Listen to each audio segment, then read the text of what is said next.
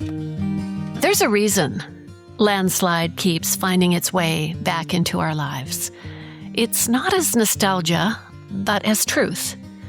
And I think that's where the third act of our lives begins. I took my love, took it down. This song was written during a period of intense reflection for Stevie Nicks in the early 70s. It's a song about harmony, consistency, and coordination. It's about standing still just long enough to admit when something no longer fits. And there comes a moment when you realize you're done performing a version of yourself that once kept you safe, successful, or accepted, but it no longer feels honest. And that realization can be unsettling, because choosing change means giving yourself permission to want something different, and then say it out loud. This is the space so many of us are standing in right now, writing our own story. It's not just the highlights, it's the beginning, the middle, and the chapters still ahead. I don't think we're winding down, but we are consciously deciding how the next chapter will go. And that's what this song really says, I think, especially now. It says, I still want things, even though I'm a little scared to admit it. It says, I'm powerful, sexy, bright, intelligent, and funny, just not in the way that I was taught to be. And that's where the third act begins. I'm Cheryl Becir. I'm 69, curious as hell, and not done yet. After decades leading not-for-profit organizations and hopefully driving some real change, I retired, and that lasted about 5 minutes. I've spent a lifetime asking hard questions of organizations, communities, and some remarkable people. So this isn't a retirement project. It's my next chapter, on my own terms. In each episode, we dig into real stories of rebellion, reinvention, and resilience, and what it actually means to grow older in a world obsessed with staying young.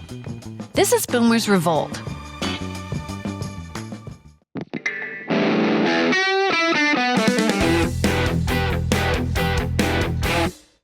Today's guest is the founder of Third Act Quest, and it's a platform dedicated to redefining what's possible in life after 50.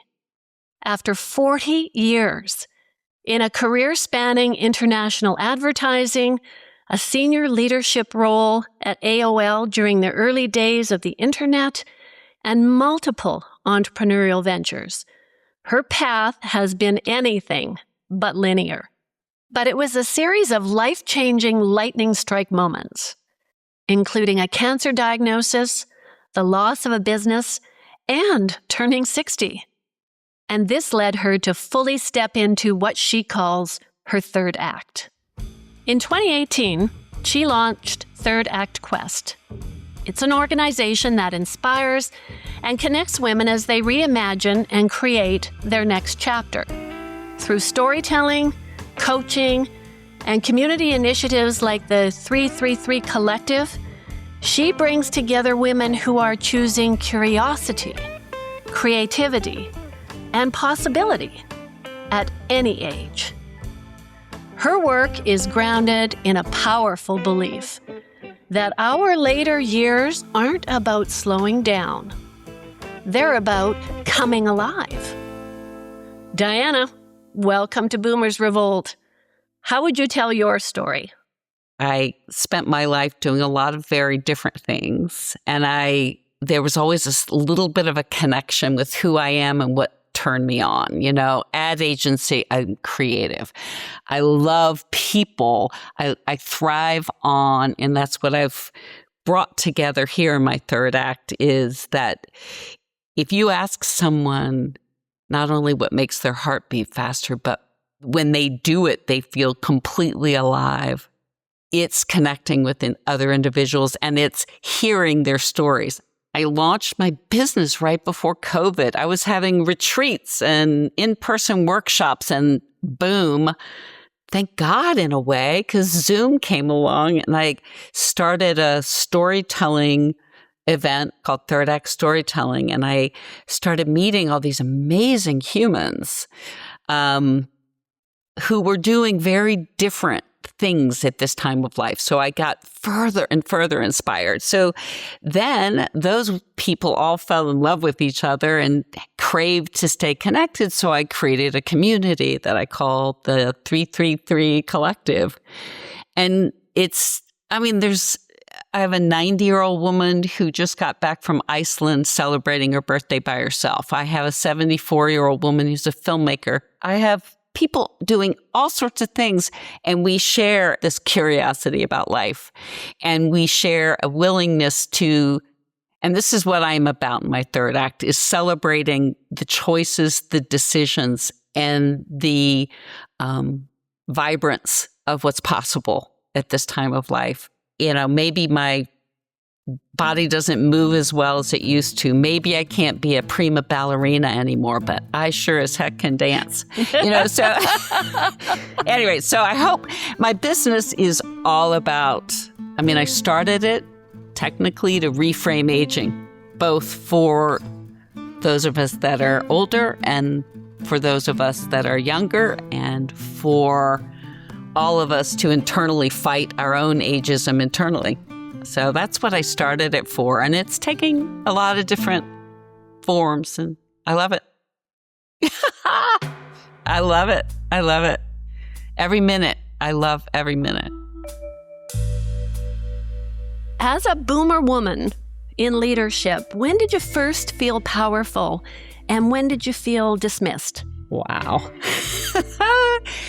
Well, the first thing that comes to mind, and don't worry, I'm not going to go across the whole trajectory of my life, but I will say that what as a boomer landed I graduated from college in 81, and in those days, if you were a woman, you were sitting clearly in between two different wide array of choices. All the women before us worked so hard to give women an opportunity in the workplace that hadn't really been there before. It was like, are you going to be a teacher, a nurse, or a mother?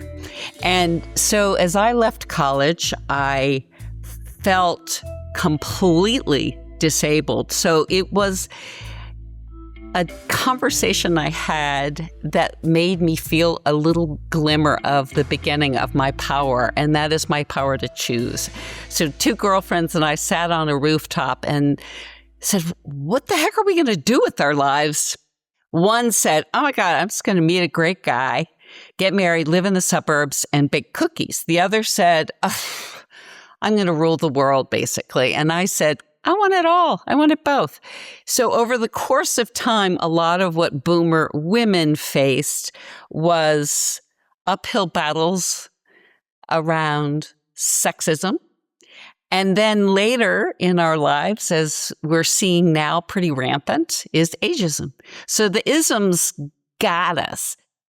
But I will say the first moment I truly felt powerful was in a sexism kind of experience, in that I was dreaming of working for this ad agency, and I finally got a job. And even though I graduated from a really nice college with an advanced distinctive title after my graduating name, I had to start as a secretary in this ad agency. And that's okay, even though I typed for a guy who's my age with my exact experience. But I dealt with it. But at my first week, and this is where my power began to feel real. And that was it. We were at a party. The ad agency was wild. Think of Mad Men, that series. John Hamm. You don't have to be here. I do have to be here because of some stupid idea from Danny, who you had to hire because you stole his other stupid idea because you were drunk. Don't get personal because you didn't do your work. And by the way, I know it kills you, but guess what? There is no Danny's idea. Everything that comes in here belongs to the agency. You mean you? As long as you still work here. Is that a threat?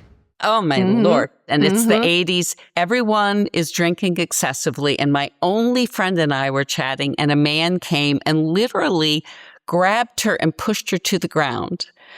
Within a moment, I'm 22, I grabbed him by his collar and I said, get off of her.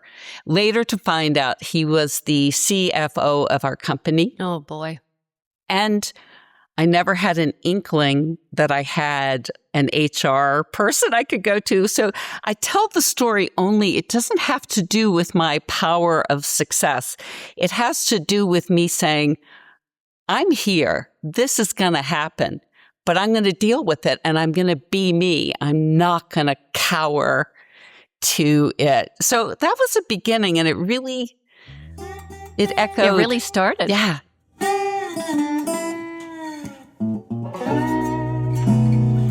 You know, we grow up absorbing all these messages about how we're supposed to look, move, age, smile.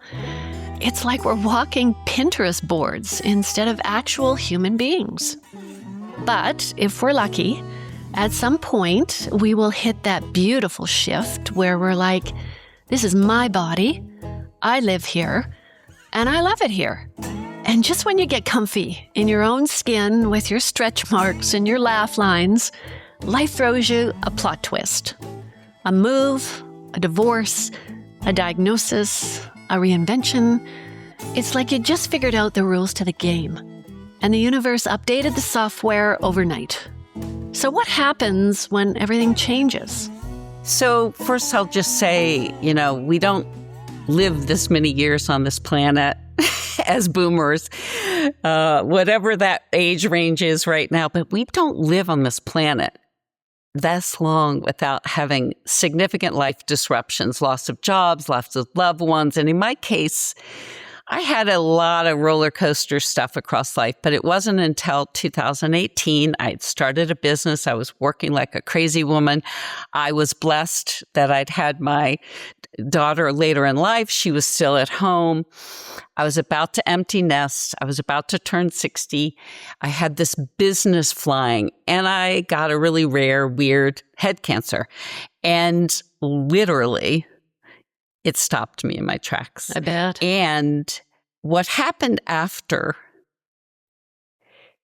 I won't go into all the details, but I am here today. But I will say what happened after, as I recovered from that 6 months of treatment, is that I sat in my chair and I said, man, I have a clean slate. I said, you know what, Diana? It's time to live your third act coming from who you truly are. No longer in the shoulds or the cultural narrative of what success is. You got to be you. So that was huge. I call them lightning strikes.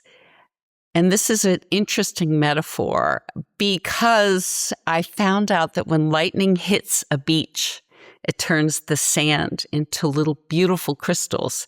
So for me, I was so free for the first time, free to do and pursue what was truly mine.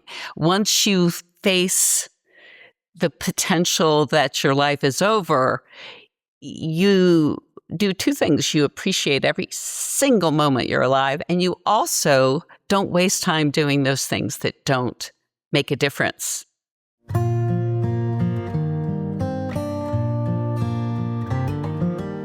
Big life-altering moments can really freeze people in place. Yep. Or it becomes a turning point where you don't freeze and you chose to keep moving. Looking back, how did those experiences change the way you now move through the world? Did they soften you? Oh man, I have this phrase I use, which are the aha moments of our lives. And, you don't have to be, Albert Einstein or Archimedes saying Eureka to have an aha moment, but all of us have them all the time. And there's one that keeps coming back, and I have to keep relearning it every single time. And it plays into my period of getting ill, which I believe has a lot to do with overworking and overwhelming myself. So what I've had to try to soften is my tendency to be, I used to call myself a productivity junkie. Gotta do it all. Gotta do it perfectly. So to slow down is the softening, which is, I struggle with, I'll be honest with you. It's something firmly ingrained. Like I would bet a lot of people, yourself included, have these, our neural pathways get set in a way of adjusting to and being a part of or perceiving our responsibilities, our shoulds, and all that. So that's that's the work I'm doing now to try to soften that bit of me a bit. For a lot of women in our generation, productivity became a survival skill. Do more, don't slow down, don't complain, don't fall behind. And those rules got wired into us so deeply that they felt like some kind of character, not conditioning. So when you talk about softening now, about resisting urgency and perfection, that's not self-help. That's rebellion. We've been told a lot about who we're meant to be as women, and even more about who we're allowed to be, particularly as we age. Looking back from where you are now, what's the biggest lie you were told about getting to this stage of life? Well, we were told a lot of things, but I think the biggest lie that we told ourselves is two things. You can do it all. And I mean, you really can't. But we are also told that when we were of a certain age, we were going to be stepping back. I mean, that's what the culture has told the boomer generation. Oh, now's your time to retire on a golf course in Florida and, hey, live the good life. And so we saw that as the example ahead of us. And one of the things I love about the title of your podcast, and also this beautiful energy I sense around me, not just with women, but with men, which is, I don't use that word. I use remember, reconnect, refire. I have about a list of like 30 rewords. Resilience? Yes. Absolutely. Yeah. Retire is not a word that I choose because of the implications of us stepping back. No, I may not be working in a workplace formally, but I have my own thing. I will work until the day I die, I say, in some shape or form, because I love what I do now. So retirement is not my goal. I will tell you that it's pretty clear to me as the end zone gets more sharply in view, and it can be any day, any moment. I feel like I embrace that in the way I live. There's a quote from one of my favorite poets, Mary Oliver, that says, "Tell me, what is it that you plan to do with your one wild and precious life?" So for me, my desires are getting refined. I'm discerning. My boundaries about what I say yes to have gotten, they're still a little thin, but they're getting thicker. I test things out with my heart. Does it make my heart beat faster? The other thing is I had this event in 24, and I started the talk with, this is our time. No matter how much money you have or don't, you have dreams, you have desires that you've buried across your midlife, and you've taken care of other people, you've had jobs, you've worn masks that weren't you. Time to pull off the mask and unleash the dreams. And then I add to the end, especially the wildest ones. So for me, nothing is off the table. I'm not going to climb Mount Everest. That's not a desire of mine, but my heart's desire, and many of us, I believe, can look back to our younger selves for these clues. I want to make a movie. I don't have the money, I don't have the experience, but I have the ideas. So I want to make a film. Would it be a comedy? drama, action adventure, thriller, or sci-fi? I'd want it to be an action adventure. Why? Well, because I believe that life is a great adventure if you let it be. And I could see a lot of fast car driving.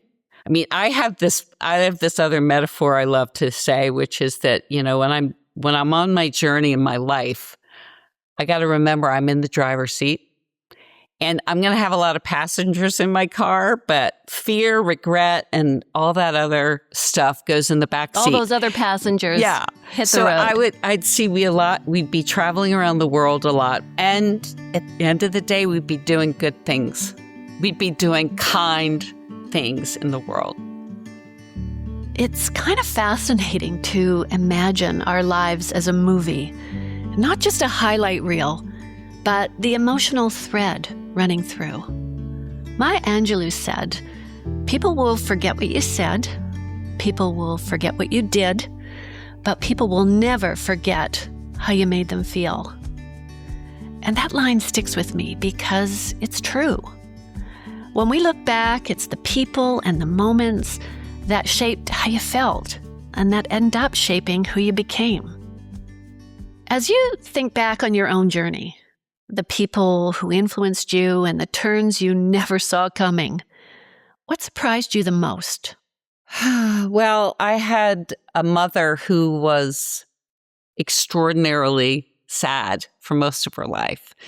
And thank God I had a grandmother who was vibrant. She was, 80 years old and decided to go to Spain and learn Spanish. So I think what surprised me the most is not just that life could get richer and better as I got older, but that it could be, sure, I had tons of fun as a younger person, but this stage of life I never knew would be so thrilling. Not like thrills and chills in my adventure movie, but literally so real. And so feeling like it's right. And feeling the blessing, as I mentioned, of simply being alive. I've done a lot more exploration into a lot of sort of off the mainstream kinds of things, but I am curious. I am happy. Everything doesn't always go my way. I have challenges like we all do, but that's a huge surprise to me.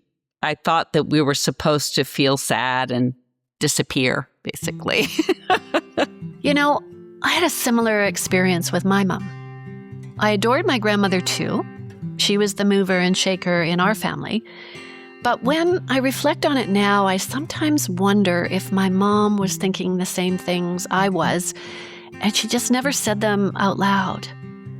She's not here anymore. She's passed. But if I could go back and ask her one question, or a few, it would be, did you want the same things as I do? Do you think the same thoughts as me? Or was it simply something you were never able to voice? It's often those relationships and the contrast between the people who raise us that leave the deepest imprint. You've spoken about a mother who carried deep sadness and a grandmother who brought energy and movement into the room. So what did each of them teach you, and how did those lessons shape the person you became? That's a beautiful question. I did a lot of soul searching because I had a lot of pain around the lack of emotional connection with my mother. So what she gave me, in the end, I finally realized she gave me the information I needed to know what I craved is what I could give my daughter. So instead of resenting her like I did for most of my life, I said, thank God, because I have the most amazing relationship with my daughter. Then my grandmother, she gave me a sense of, she didn't have a lot of money.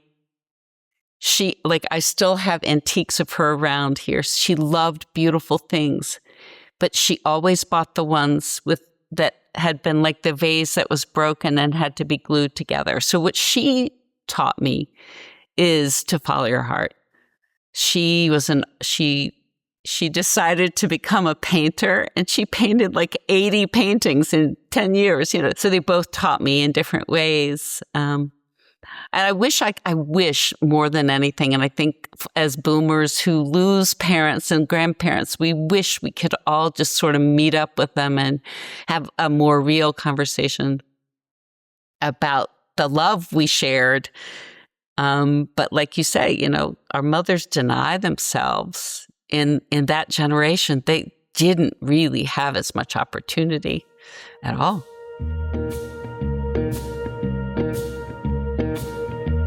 I grew up watching the women before me manage the way they moved in life in very different ways. In what they revealed, what they hid, and what felt safe to carry in their bodies. And sometimes I wonder how much of that was choice and how much was survival. You've talked about learning early to hide your body because of the attention it drew. How did that shape the way you move through the world? All right, so let me just say this. I covered up my body when I was young because I was the girl that walked down the hall and people whistled at, and I covered it all up because I remember feeling diminished. I had an interview. I'd moved from Virginia to Boston, so I had my Southern accent. And I'm in this interview. I am smart, right? And the dude looks at me and he goes, "Oh my God, you're just so cute." I literally, I just got shivers again. I just went, F you, buddy. I'm like, I am smart. So I covered myself up as much as possible. I didn't dress up. I tried to hide what people would say was, "Oh my God, she's so beautiful." It pissed me off because I was perceived as a blonde bimbo as opposed to a smart, hardworking, valuable employee, let's say. Interesting. So the Barbie thing is conflicting. So to me, a lot of women I know go, "Oh man, it really upsets me when nobody flirts with me anymore, and you're walking past the construction site and you get no whistles." I'm like, are you kidding me? I feel so free. I can do whatever the F I want. And I don't have to endure. I've had men say things that you would not believe in business. I thought I'd done a kick-ass presentation and I succeeded and we sold a $30 million campaign. I'm walking past, he was the president of the company. He goes, "Oh, Miss Dunbar, come into my office." And I'm like thinking I'm going to get praise. There were 3 other men in there and he goes, "Mr. Rabin would like to go to dinner with you." And I literally, that diminishment, and it had nothing to do with anything then. I was a 30-year-old cute blonde girl, Anyway, I sort of feel passionately about that, I think.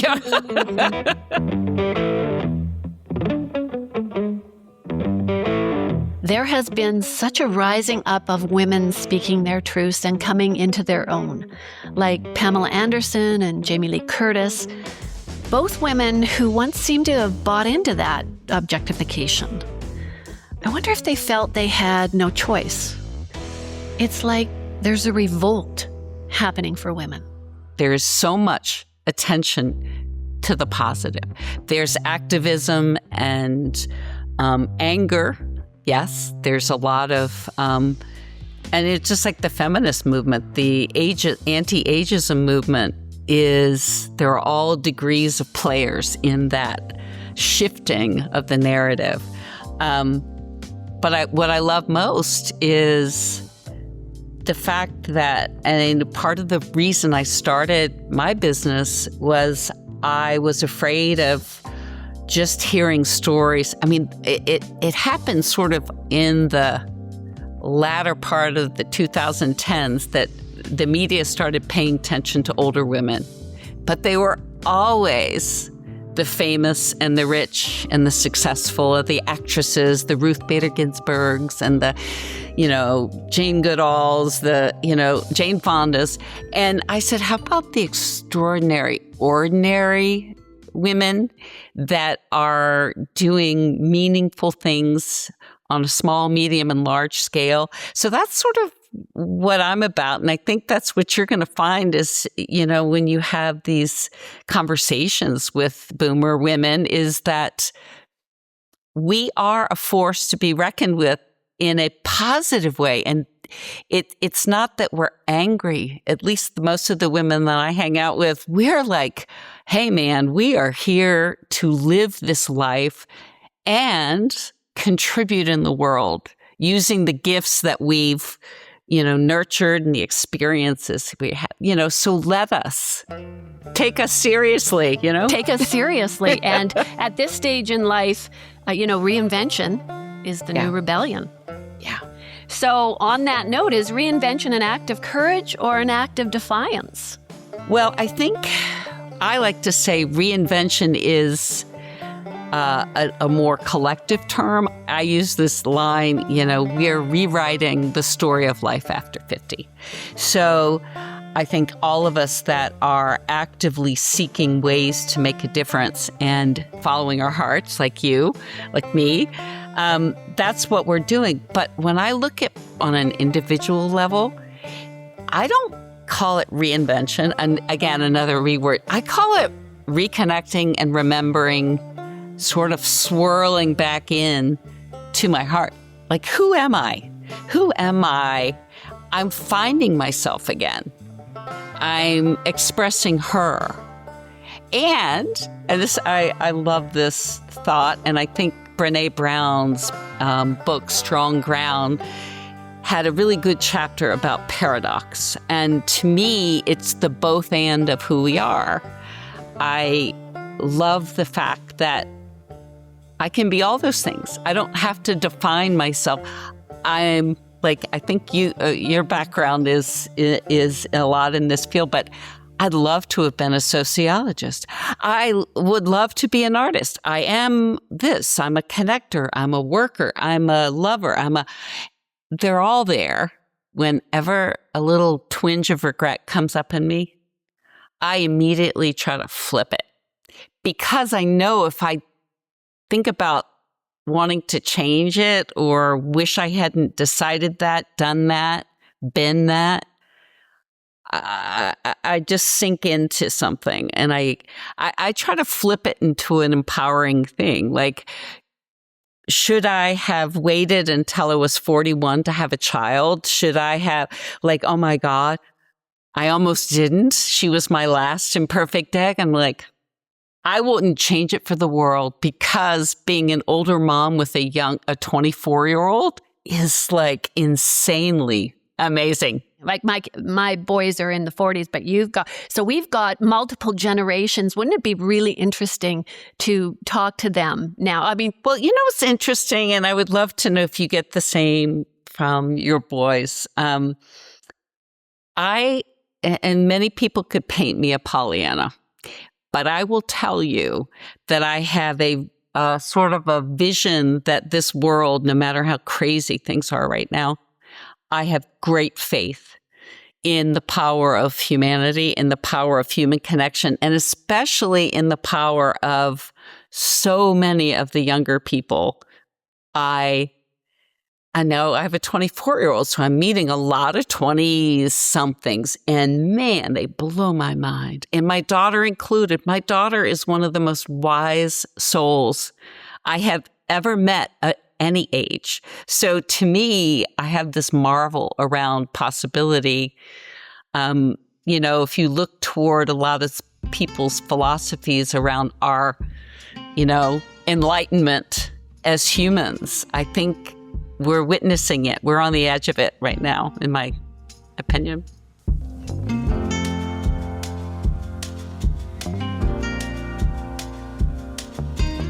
Listening to you talk about your daughter and this next generation, there's such a sense of wonder in it. Not nostalgia, not fear, but real belief in what's unfolding. The idea that we might actually be standing on the edge of something more enlightened, more human. And that's really at the heart of the work that you've done, Diana. You are reframing what life looks like after 50.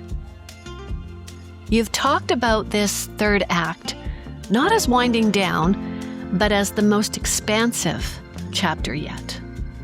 So here's the tension I hear so many boomers wrestling with. We have lived experience, we have hard-earned perspective, and we have stories worth telling. So how do we share them without sounding prescriptive or condescending or slipping into that been there, done that? How do we tell our stories in a way that invites connection instead of eye-rolling? Oh, absolutely. I think it all comes down to something. Again, I love Brené Brown's honesty and her ability to be vulnerable. I think it comes to not talking about what I learned and why you do this. It's telling stories of failure. I mean, to me, that's what I do with my daughter and her friends. I will say, I tried that and I had to shut down the business, or I did this and I had to leave.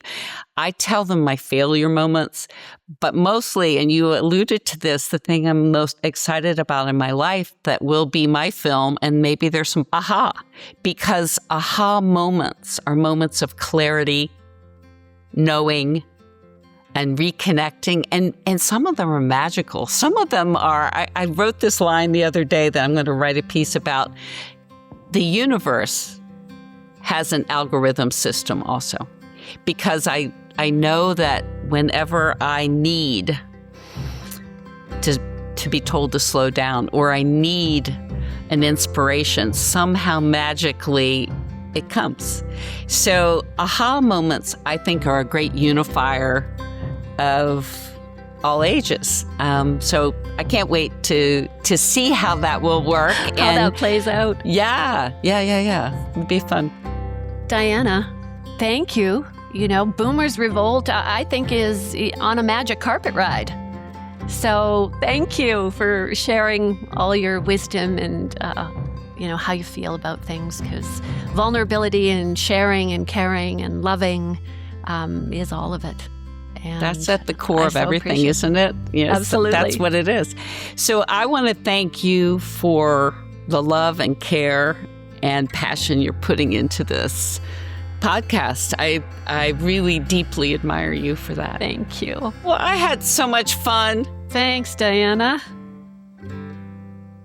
As we wrap this conversation, what stands out isn't just who we were, but how deliberately we've become who we are.